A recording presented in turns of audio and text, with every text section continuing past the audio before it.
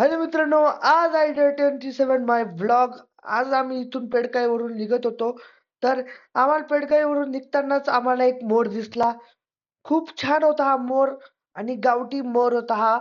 आणि त्यानंतर आम्ही नांदगावला आलो. मग आम्ही आलो गिरणे डॅम इथे.